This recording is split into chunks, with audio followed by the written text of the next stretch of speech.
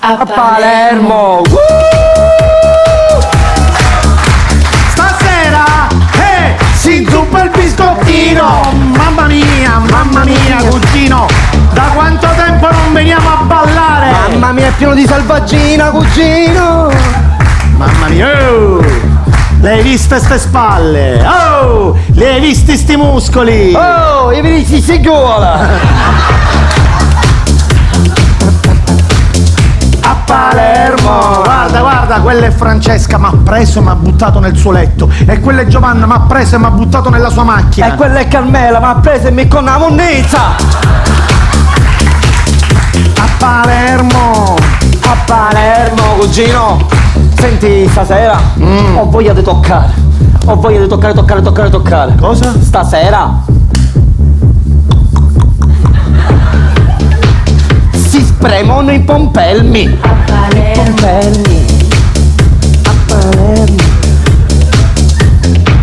Cugino, stasera si succhiano le susine. A Palermo, le susine. I pompelmi. Cugino, stasera si spaccano i cocomeri.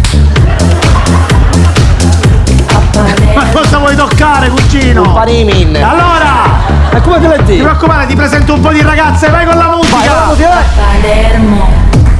Cugino, mi devi preoccupare, biscotti. Allora Mi va. ragazze, vi presento questo figo di mio cugino, vantati.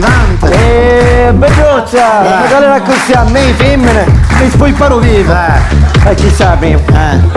Vedi che io Sì. sono stato anche con una fan di Sicilia Cabaret. Una fan di Sicilia Cabaret. E quando mi vedeva tutto nudo, lo sai cosa diceva? Aia, mi viene di vomitare!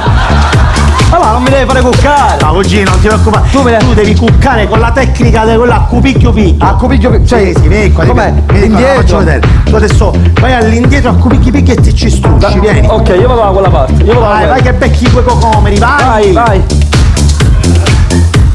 Cocomeri. A Palermo! Pompelmo. Ciao! Cugino! Pompelmi! E tu? Banana e lampone.